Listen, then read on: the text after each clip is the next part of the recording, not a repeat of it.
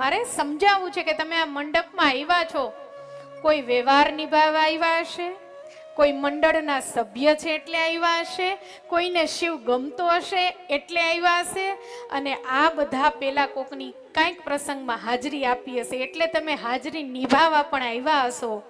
પણ તમે અહીંયા આવ્યા નથી, તમને શિવે મોકલ્યા છે. મારે તમને ખાલી એટલું જ સમજાવવું છે કે તમે જે અહીંયા આવ્યા છો એ સામાન્ય જગ્યામાં તમે નથી આવ્યા. શિવની કેવડી કૃપા થાય ત્યારે અહીંયા સુધી પહોંચાય.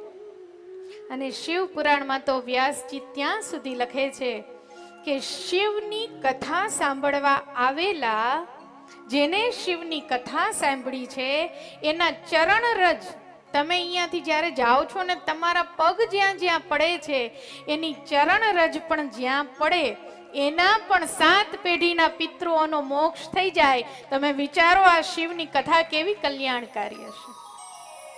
અને આમાં લખ્યું છે એટલે આપણે માની નથી લેવું. મારે તમને વિજ્ઞાન સાથે પણ કહેવું છે કે આની ચરણ રજ પડે એટલે કઈ રીતે 7 પેઢીનો ઉદ્ધાર થાય.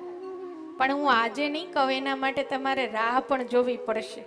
આખી શિવ કથા વૈજ્ઞાનિક અર્થમાં આપણે જોવી છે કે એક એક શબ્દ આપણા જીવનમાં કેમ લાગુ પડે છે. આમાં કહી દીધું ને માની લીધું એમ નહીં, પણ ધર્મ અને વિજ્ઞાન હંમેશની માથે સાથે જોડાયેલા છે. તો આ કથા જે સાંભળે એને ભગવાન શિવ છે એ મોક્ષ પદનો અધિકારી બનાવે છે. એક ઘડી આધી ઘડી આધી में पुनी आध तुलसी संगत साधु की हरे कोटि अपराध. એક ઘડી આધી ઘડી. શિવ મહાપુરાણનો જો એક શ્લોક સંભળાઈ જાય કે એક અક્ષર પણ સંભળાઈ જાય તો પણ એ તમારો મોક્ષ ગતિ તરફ પ્રયાણ કરાવે.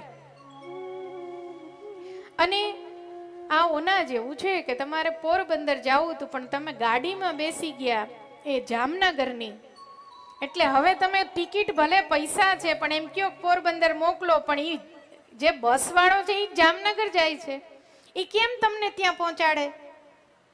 એવી રીતે આ કથા મંડપમાં જ્યારે તમે આવો છો તમે મન મનાવીને જ આવ્યા છો, ભક્તિ તરફ વળવું જ નથી. પણ અહીંયા આવી ગયા છો ત્યારે જવાબદારી મારા શિવની બને છે કે તમને મોક્ષ ગતિ તરફ આગળ લઈ જવા. તમે ન ધારો તો પણ છેલ્લા દિવસે તમને એ તો સમજાય જ જશે કે આ શિવ તત્વ, નિરાકાર તત્વ શું છે.